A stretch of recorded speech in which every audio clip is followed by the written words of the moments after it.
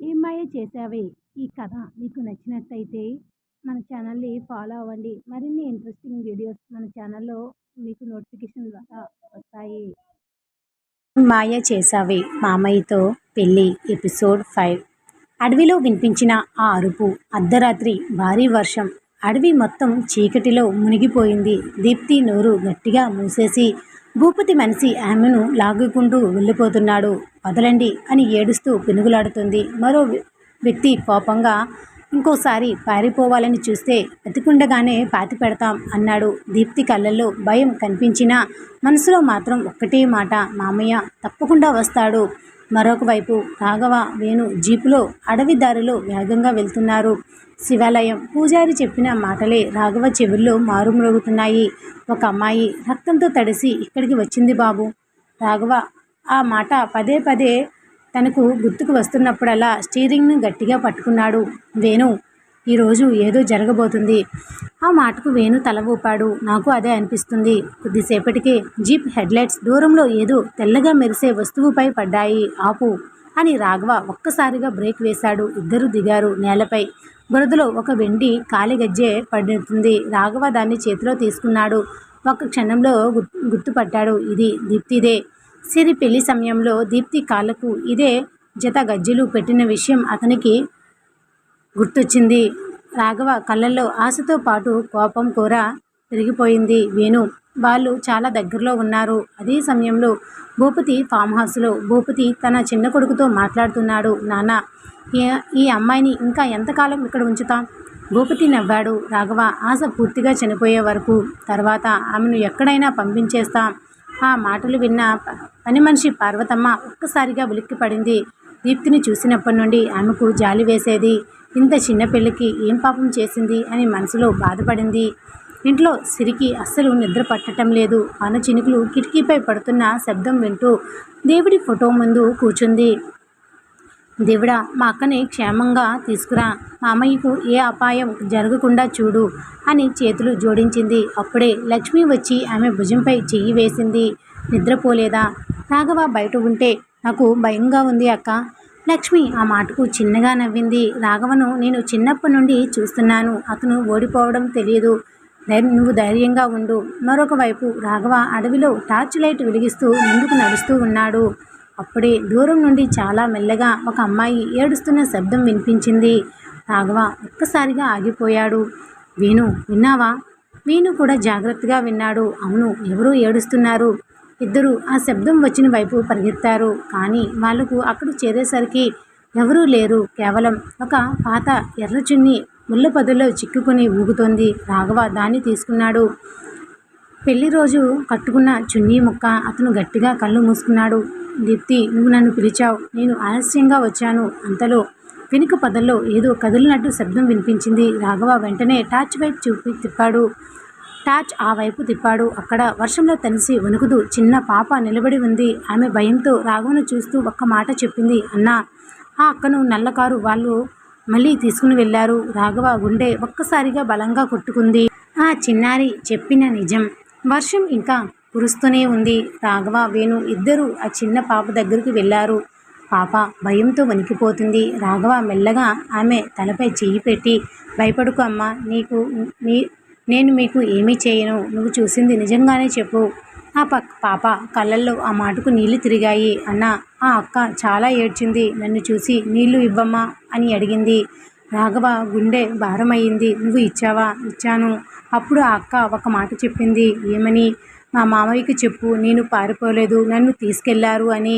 ఆ మాట విన్న రాఘవ కళ్ళల్లో నీళ్లు మెరిశాయి. వేణు కూడా భావోద్వేగానికి గురి అయ్యాడు. ఇప్పటి వరకు అందరూ దీప్తి పారిపోయింది అని అనుకున్న మాట ఇప్పుడు పూర్తిగా అబద్ధమని తేలిపోయింది. రాఘవ చిన్నారిని అడిగాడు. ఆ కారులో ఎంతమంది ఉన్నారు? 4 మంది. వాళ్ళు ఇటు వెళ్ళారు. చిన్నారి అడవి వైపు ఉన్న మట్టి రోడ్డు చూపించింది. ఆ దారిలో ఒక పెద్ద ఇల్లు ఉంది. అక్కడికే వెళ్ళారు. రాఘవ, వేణు ఒకరినొకరు చూసుకున్నారు. అదే ఫామ్ హౌస్ అయి ఉంటుంది. అదే సమయంలో భూపతి ఫామ్ హౌస్లో దీప్తి చేతులకు కాళ్ళు కట్టి ఒక గదిలో కూర్చోబెట్టారు. భూపతి లోపలికి వచ్చాడు. చాలా తెలివిగా పారిపోదాం అనుకున్నావా? దీప్తి ధైర్యంగా అతని కళ్ళలోకి చూసింది. ఎంతకాలం నన్ను బంధిస్తావు? ఒకరోజు మా మామయ్య వస్తాడు. భూపతి పెద్దగా నవ్వాడు. వస్తాడు, కానీ అప్పటికే ఆలస్యం అయిపోతుంది. మీ మామయ్య ఇప్పటికే నా ఉచ్చులో చిక్కుకున్నాడు. దీప్తి కోపంగా అంది. మీరు ఓడిపోతారు. నిజం ఎప్పుడూ గెలుస్తుంది. భూపతి ముఖం ఒక్కసారిగా గట్టిగా మారింది. ఆ నిజం బయటకు రాకముందే నిన్ను ఈ ఊరి నుండి దూరంగా పంపించేస్తాను. ఇంట్లో సిరి కిటికీ దగ్గర నిలబడి ఉంది. ఎడతెరప లేకుండా వాన అయితే పడుతూ ఉంది. రాఘవ ఇంటికి ఇంకా రాలేదు. ఆమె మనసు చాలా గందరగోళంగా ఉంది. లక్ష్మి వచ్చి తినమ్మా అంది. మామయ్య రాకుండా నేను తినను అని సిరి చెప్పింది. లక్ష్మి చిరునవ్వు నవ్వింది. నువ్వు ఇలా బాధపడుతున్నావని తెలిస్తే రాఘవ నిన్నే మందలిస్తాడు. సిరి సిగ్గుతో నవ్వింది.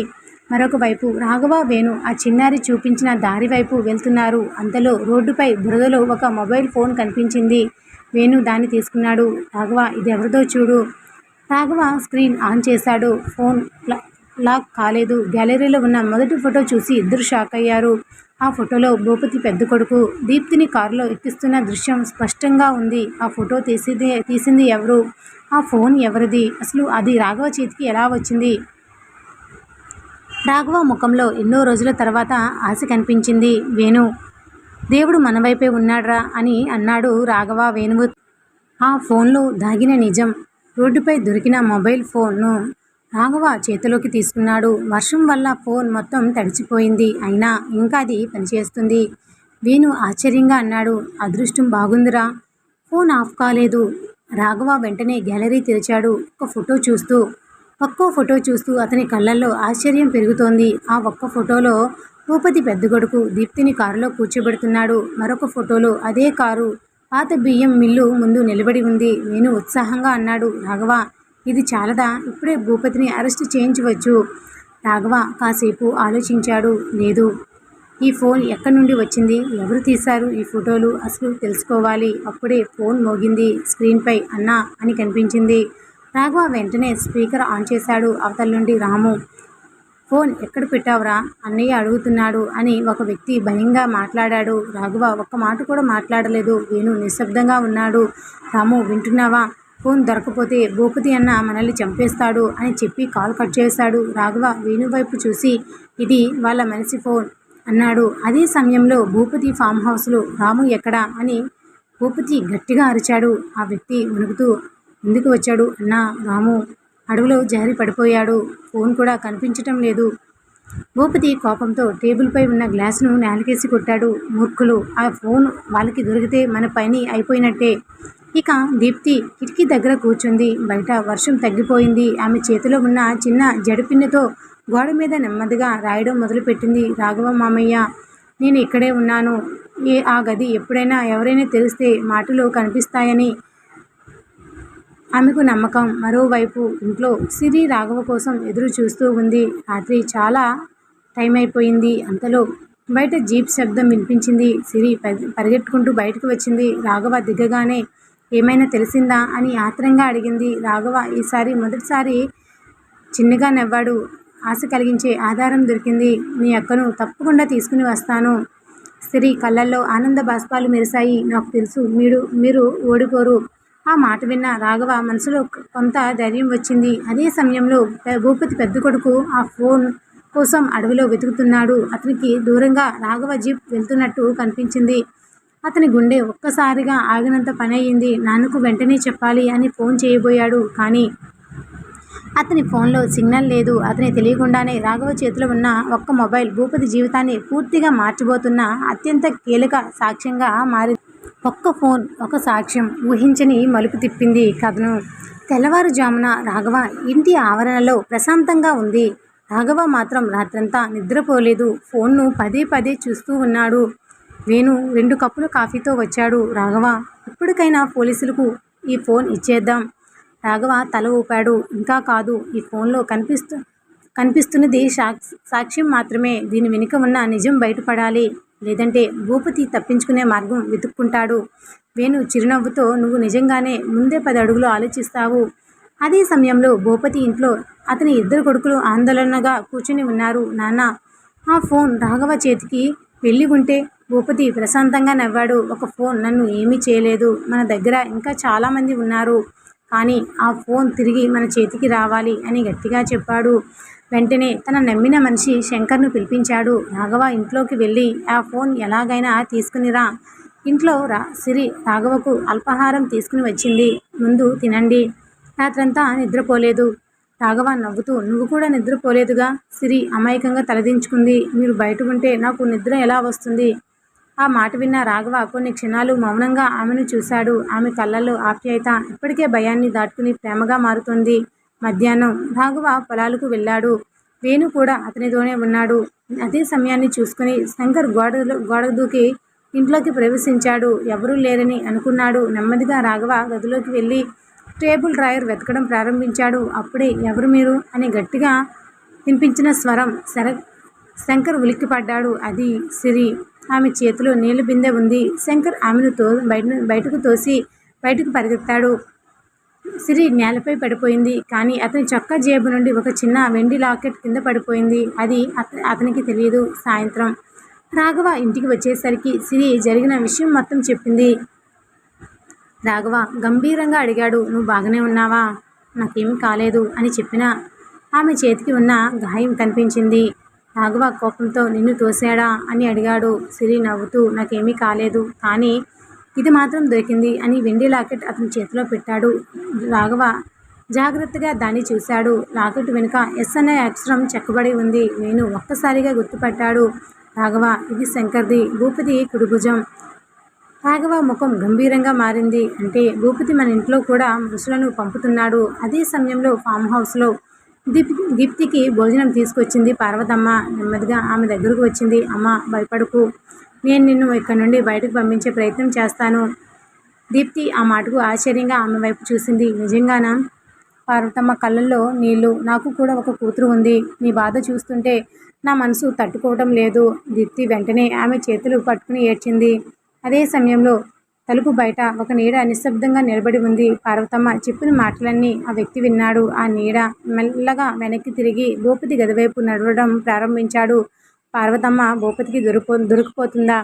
దీప్తిని కాపాడే ప్లాన్ మొదలవుతుందా? కామెంట్ చేసి మీ అభిప్రాయాన్ని తెలియచేయండి.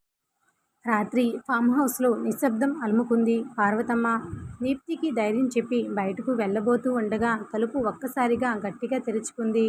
భూపతి లోపలికి వచ్చాడు. అతని వెనుక శంకర్ నిలబడి ఉన్నాడు. పార్వతమ్మ నువ్వు నాకు ద్రోహం చేస్తావా అని భూపతి కోపంగా అడిగాడు. పార్వతమ్మ భయపడిన ధైర్యంగా ముందుకు వచ్చింది. ద్రోహం కాదు, అన్యాయానికి నేను తోడుగా ఉండలేను.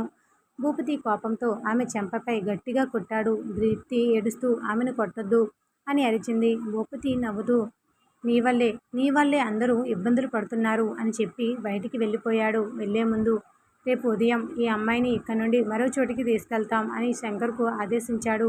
ఆ మాట విన్న దీప్తి గుండెల్లో భయం మొదలయ్యింది.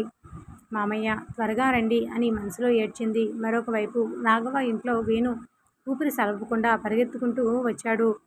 రాఘవ శంకర్ కనిపించాడు. ఎక్కడ? పాత వంతెన దగ్గర ఎవరో ఒకరితో మాట్లాడుతున్నాడు.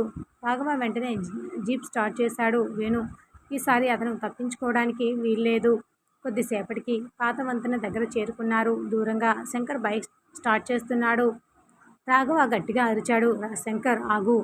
అతను వెనక్కి తిరిగి వెంటనే బైక్ని వేగంగా నడిపాడు. రోడ్డు మొత్తం చేజింగ్ ప్రారంభమైంది. ఒకవైపు రాఘవ జీప్, మరొక వైపు శంకర్ బైక్. వర్షంతో రోడ్డు జారుడుగా ఉంది. అయినా రాఘవ వెనక్కి తగ్గలేదు. మలుపు దగ్గర శంకర్ బైక్ అదుపు తప్పి కింద పడబోయింది. అతను లేచి అడవిలోకి పరిగెత్తాడు. రాఘవ కూడా అతని వెనకే పరిగెత్తాడు. కొన్ని నిమిషాల తర్వాత రాఘవ అతన్ని పట్టుకున్నాడు. శంకర్ తప్పించుకోవడానికి ప్రయత్నించాడు. కానీ రాఘవ గట్టిగా పట్టుకున్నాడు. నిజం చెప్పు, దీప్తి ఎక్కడ ఉంది? శంకర్ మౌనంగా ఉన్నాడు. రాఘవ కోపంగా ఒక అమ్మాయిని జీవితాన్ని నాశనం చేశారు, ఇంకా నిజం చెప్పవా అని అడిగాడు. శంకర్ భయంతో వణికిపోయాడు. నేను చెప్తాను. దీప్తిని పాత చెరువు దగ్గర ఉన్న ఫామ్ హౌస్లో ఉంచారు. రేపు తెల్లవారుజామున ఆమెను జిల్లా బయటకు తీసుకుని వెళ్ళమని భూపతి చెప్పాడు. రాఘవ వేణు ఇద్దరు ఒకరినొకరు చూసుకున్నారు. వాళ్లకు కావాల్సిన సమాచారం దొరికింది. అదే సమయంలో భూపతికి ఫోన్ వచ్చింది. అన్న శంకర్ రాఘవ చేతికి చిక్కిపోయాడు. ఆ మాట విన్న భూపతి కోపంతో టేబుల్పై ఉన్న గ్లాసును విసిరేశాడు. మూర్ఖుడు, అతను నిజం చెప్పేలోపే రాఘవను ఆపాలి అని గట్టిగా అరిచాడు. ఇక రాఘవ జీప్లో ఫామ్ హౌస్ వైపు బయలుదేరాడు. రాత్రి 3 గంటలు. జీప్ వేగంగా చీకటిని చీల్చుకుంటూ వెళ్తుంది. రాఘవ మనసులో ఒక్కటే ఆలోచన, దీప్తి ఈసారైనా ఎలాగైనా నిన్ను తీసుకుని వస్తాను. అదే సమయంలో ఫామ్ హౌస్లో దీప్తి కిటికీ దగ్గర నిలబడి ఉంది. దూరంగా రోడ్డుపై ఒక జీప్ లైట్ కనిపించింది. ఆమె కళ్ళల్లో ఆశ మెరిసింది. మామయ్య అని కన్నీళ్లతో చిరునవ్వు నవ్వింది. కానీ ఆ ఫామ్ హౌస్ దగ్గరకు రాగానే భూపతి మనసులో ఆయుధాలతో చుట్టుముట్టారు. జీప్ ఆగిపోయింది. మరి రాఘవ ఫామ్ హౌస్లోకి వెళ్ళగలడా? దీప్తిని కాపాడగలడా? భూపతి వేసిన కొత్త ఉచ్చు ఏమిటి?